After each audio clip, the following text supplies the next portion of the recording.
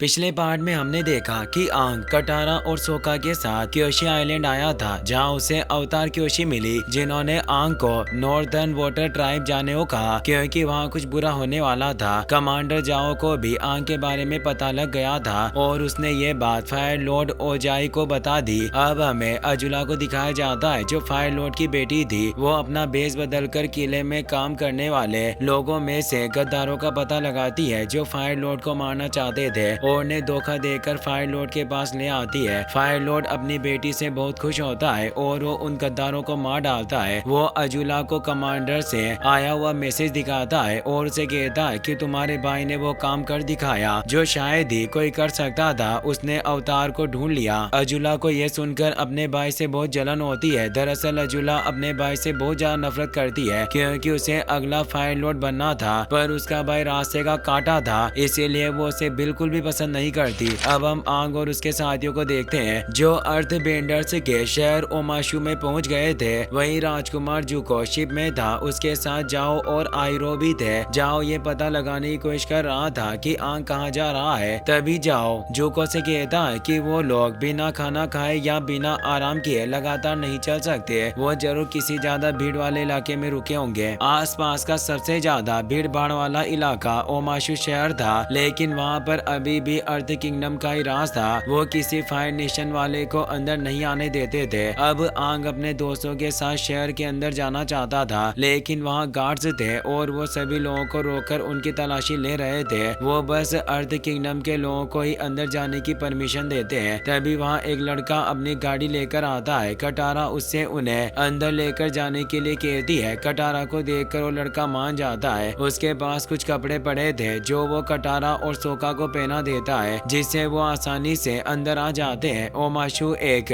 Mountain के ऊपर था और उस माउंटेन की चोटी के ऊपर अर्थ किंगडम के किंग का महल होता है। अब वो सभी अंदर आ गए थे। वो लड़का उन्हें वहीं छोड़कर चला जाता है। तभी आंग को एक उड़ता हुआ लड़का दिखता है। आंग को लगता है कि वो भी एक एयर बेंडर है, इसीलिए आंग उसका पीछा करता है, लेकिन वो लड़का एयर बेंडर नहीं था। वो बस एक गाड़ी बनाकर उसकी मदद से हवा में ग्लाइड कर रहा था। आंग ये जानकर बहुत दुखी होता है। तभी वहाँ एक बॉम्ब ब्लास्ट होता है जिसमें कई लोग घायल हो गए थे। अब वहाँ उस लड़के का डेड साई भी आ गया था। वो उन सभी को लेकर अपने घर आ जाता है। साई एक इंजीनियर था और अर्थ किंगडम की आर्मी के लिए मशीनें बनाने का काम करता है। साई उन्हें बताता है कि फायर नेशन के लोग बम ब्लास्ट करते हैं, जिससे कि अर्थ किंगडम में डर का माहौल बना रहे। ये सुनकर कटारा और आंग बहुत दुखी होते हैं। अब वो सभी साई के घर से बाहर आ जाते हैं और शहर में घूमते हैं। आंग पहले भी यहाँ आया था, लेकिन अब ये जगह वैसी नहीं थी जैसी सालों पहले थी। वो सभी को बताता है कि पहले ओमाशु बहुत खुशहाल जगह थी, यहाँ दुनिया के सबसे अच्छे कलाकार रहते थे। आंग कटारा और सोका से कहता है कि मुझे इन सभी की मदद करनी होगी क्योंकि मैं अवतार हूँ। और अब वो सभी फिर से साई के घर आ जाते हैं। आंग साई से कहता है कि मैं ओमाशु के लोगों की मदद करना चाहता हूँ, इसीलिए मुझे यहाँ रुकना होगा। वो अपने अवतार होने की बात भी साई को बता देता है। साई अवतार को देखकर चौंक जाता है। अब आंग साई से बम ब्लास्ट करने वालों के बारे में पूछता है। साई का बेटा टियो आंग को बताता है कि बम ब्लास्ट करने वाले पहाड़ी के ऊपर इकट्ठा होते हैं, कल मैं तुम्हें वहां ले चलूंगा। टियो की बात सुनकर साई कहता है कि कल तो तुम मेरी एयरक्राफ्ट बनाने में मदद करने वाले थे। तभी सोका साई से कहता है कि मैं यहीं रुककर एयरक्राफ्ट बनाने में आपकी मदद कर दूंगा। इसके बाद हमें जाओ को दिखाया जाता है, जो जुको से कह रहा था कि ओमाशु शहर में एक एयर बेंडर को देखा गया है। ऐसी उसे खबर मिली है। जाओ अपने लोगों को वहां भेजने के लिए कहता है, लेकिन तभी जुको जाओ से कहता है कि तुम्हें किसी को वहां भेजने की जरूरत नहीं है। वहां बस मैं और अंकल आयरो जाएंगे और उनका पता लगाएंगे। कटारा अपनी वाटर बेंडिंग की प्रैक्टिस कर रही थी। तभी उसे साई चोरी छुपे कहीं जाते हुए दिखता है। कटारा भी साई का पीछा करती है। वो देखती है कि साई किसी आदमी से बात कर रहा था। अब कटारा साई के पास जाने लगती है। तभी वो लड़का कटारा को रोक लेता है, जिसने उन्हें किले में एंटर करवाया था। उसका नाम जेक था। वो कटारा को बताता है कि साई एक गद्दार है। वो अर्थ किंगडम के और अपनी मशीनों के राज फायर किंगडम को बेचता है। इसके बाद कटारा जेट के साथ फायर बेंडर का पीछा करती है। वो दोनों उसका पीछा करते हुए जंगल में पहुंच गए थे, लेकिन वो फायर बेंडर ये बात जानता था और वहीं रुककर उनका इंतजार कर रहा होता है। उसने वहाँ अपने और साथियों को भी बुला लिया। अब वो सभी मिलकर कटारा और जेट को घेर लेते हैं। तभी जेट एक आवाज निकालता है और अपने साथियों को वहाँ बुला लेता है। जेट के फ्रेंड्स फायर बेंडर्स को हरा देते हैं। अब कटारा जेट से पूछती है कि तुम लोग हो कौन। जेट उसे कहता है कि हम अच्छे लोग हैं जो फायर नेशन वालों से लड़ते हैं। जेट कटारा को लेकर अपने बेस पर जाता है। साई के घर पर साई अपने एयरक्राफ्ट को पूरा करने की कोशिश कर रहा था, लेकिन उसमें एक प्रॉब्लम थी जिसे सोका ठीक कर देता है। साई सोका से इम्प्रेस हो जाता है और उसकी तारीफ करता है। वो बोलता है कि तुम्हें तो एक इंजीनियर होना चाहिए। इसके बाद हम आंग को देखते हैं जो टीओ के साथ माउंटेन के ऊपर एक गुफा में उन लोगों को ढूंढने गया था जो शहर में ब्लास्ट करते थे। जेट कटारा को लेकर अपने सभी दोस्तों के पास आ गया था। वो कटारा को बताता है कि पहले ओमाशु बहुत ही सेफ जगह थी, लेकिन जैसे जैसे युद्ध चलता गया ओमाशु का किला भी कमजोर हो गया और अर्थ किंगडम का किंग भी बूढ़ा हो गया, जिससे शहर में अव्यवस्था फैल गई और फायर नेशन के जासूस शहर में घुस गए। जेट कहता है कि आर्मी जिससे नहीं लड़ पाती उनसे हम लड़ते हैं क्योंकि हम फ्रीडम फाइटर हैं। कटारा जेट की बातों से इम्प्रेस हो गई थी और उसे जेट पसंद आने लगा था। जेट कटारा से कहता है कि हमारी ताकत जब बाहर आती है तब हमारे अंदर के जज्बात बाहर आते हैं। वो कटारा से अपनी माँ की अच्छी बातें याद करने के लिए कहता है और उसके बाद बेंडिंग करने के लिए कहता है। कटारा ऐसा करने की कोशिश करती है। अब कटारा पानी को और अच्छे से बेंड कर पा रही थी। वो ये देखकर बहुत खुश होती है। आंग और टीओ को गुफा के अंदर कोई नहीं मिलता, लेकिन टीओ को वहाँ ब्लास्टिंग जेली मिलती है जिसकी वजह से वो लोग ब्लास्ट करते थे। इसके बाद आंग को वहाँ वो कपड़े मिलते हैं जो उन्होंने किले में अंदर आते वक्त पहने थे। आंग समझ जाता है कि ब्लास्ट के पीछे फायर नेशन नहीं है बल्कि जेट है। जेट ही शहर में ब्लास्ट कर रहा था। अब जुको और आइरो भी ओमाशु शहर में आ गए थे। आंग साई के घर आता है जहाँ सोका पहले से था। आंग सोका से कहता है कि हम गुफा में गए थे लेकिन हमें वहाँ कोई नहीं मिला, लेकिन वहाँ मुझे वो कपड़े मिले जो हमने शहर में आने के लिए पहने थे।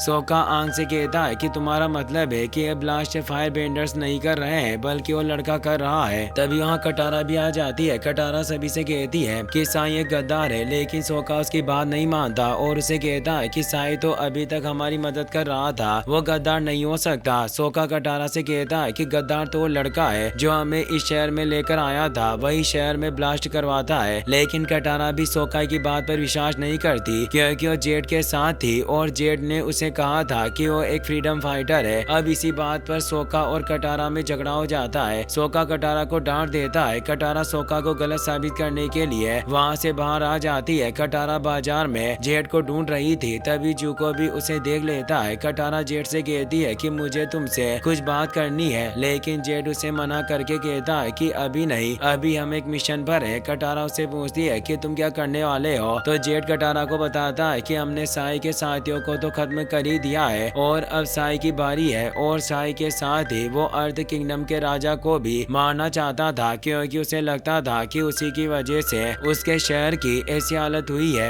जेट को पता चल गया था कि साई राजा से मिलने जा रहा है, इसीलिए वो साई के बॉक्स को बदलकर उसकी जगह ब्लास्टिंग जेली से भरा हुआ बॉक्स रख देता है। अब कटारा को भी पता चल गया था कि जेट एक बुरा लड़का था, इसीलिए अब कटारा वापस साई के घर आकर आंग और सोका को सब बता देती है। अब वो तीनों साई को महल में जाने से रोकने के लिए निकलते हैं, लेकिन जुको कटारा का पीछा करते हुए साई के घर तक आ गया था। जुको वहाँ आंग को रोक लेता है। आंग सोका और कटारा से कहता है कि तुम जाकर साई को रोको, इसे मैं देख लूंगा। अब सोका और कटारा साई को ढूंढने चले जाते हैं। साई माउंटेन के ऊपर गया था, इसीलिए सोका ऊपर जाने के लिए ओमाशु के डिलीवरी सिस्टम का यूज करता है और कटारा के साथ वहाँ चल रही कार्स में बैठ जाता है, लेकिन वो सीधा ऊपर नहीं जा रही थी। उन्हें एक कार से दूसरी में कूदना पड़ता है, लेकिन वो ऊपर तक पहुँच जाते हैं। लेकिन साई राजा के पास पहुँच गया था। तभी वहाँ दूर से जेट का साथी बॉक्स के ऊपर आग वाला तीर चला देता है, लेकिन कटारा अपनी पावर की मदद से फाउंटेन के पानी से तीर को बुझा देती है और राजा को बचा लेती है। अब आंग जुको से लड़ता है। वो दोनों लड़ते हुए मार्केट में आ जाते हैं। मार्केट में जुको फायर बेंडिंग का यूज करता है, जिससे सभी लोगों को पता चल जाता है कि वो एक फायर बेंडर है, इसीलिए वहाँ अब अर्थ किंगडम के सैनिक आ जाते हैं। सैनिकों से जुको को बचाने के लिए आइरो जुको को एक तरफ धक्का दे देता है और उसकी जगह को सिपाहियों के सामने चला जाता है। सभी सिपाही आइरो को पकड़ने के लिए उसके पीछे जाते हैं। तभी जुको वहाँ से बाहर आ जाता है। आग मार्केट में लगी हुई आग बुझा रहा था, तभी उसे भी सैनिक पकड़ लेते हैं। अब हमें आग को दिखाया जाता है जो अर्थ किंगडम की जेल में बंद है और उसके साथ वहाँ पर आइरो भी है। आंग आयरो से कहता कि ये लड़ाई जुको ने शुरू की थी और वो आपको यहाँ छोड़कर चला गया। मैं समझ गया हूँ कि वो एक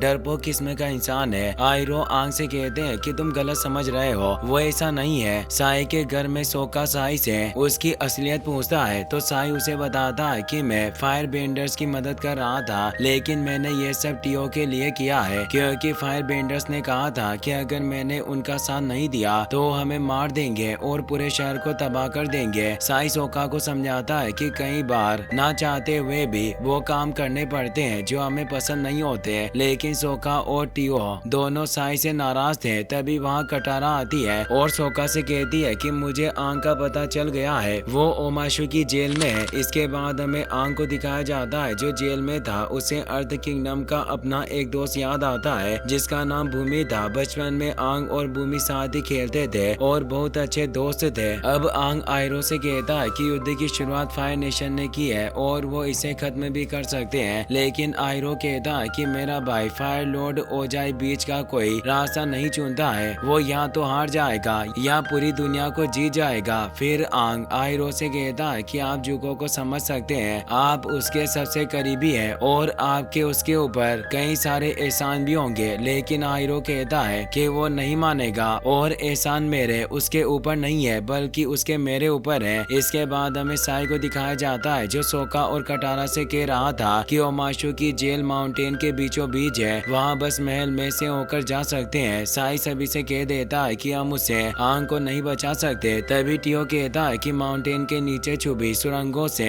महल में जा सकते हैं, लेकिन आज तक जो भी अंदर गया है वो बाहर नहीं आया है। कहा जाता है कि आत्माएं उन सुरंगों की रक्षा करती है। जेल में सिपाही आयरो को वहाँ से लेकर किसी दूसरी जेल में जा रहे थे। सिपाही आंग को भी अपने साथ लेकर अर्थ किंगडम के राजा के पास लेकर आ जाते हैं। अर्थ किंगडम का राजा बहुत बुरा था, लेकिन वो आंग को जानता था और वो ये भी जानता था कि आंग ये अवतार है क्योंकि ये आंग का दोस्त भूमि था जो अभी तक जिंदा था। इसके बाद हमें कटारा को दिखाया जाता है जो सुरंगों में जाने की तैयारी कर रही थी, लेकिन तभी वहाँ जेट आ जाता है और कटारा को धोखेबाज कहता है क्योंकि कटारा ने उसके प्लान को बर्बाद कर दिया था। वो कटारा से लड़ने की कोशिश करता है, लेकिन कटारा उसे बर्फ में जमा देती है और वहाँ से चली जाती है। अब जुको भी एक सैनिक के कपड़े पहनकर जेल में आ गया था ताकि वो आयरो को बचा सके, लेकिन उसे वहाँ कोई नहीं मिलता है। जुको एक सैनिक से पूछता है तो सैनिक बताता है कि आयरो को सैनिक तहखाने में लेकर गए थे और दूसरे कैदी को राजा ने बुलाया है। अब जुको आयरो को बचाने के लिए चला जाता है। भूमि और आंग अब दावत में बैठे थे और खाना खा रहे थे। भूमि आंग से बहुत गुस्सा था क्योंकि जब पूरी दुनिया को उसकी जरूरत थी तब वो वहाँ नहीं था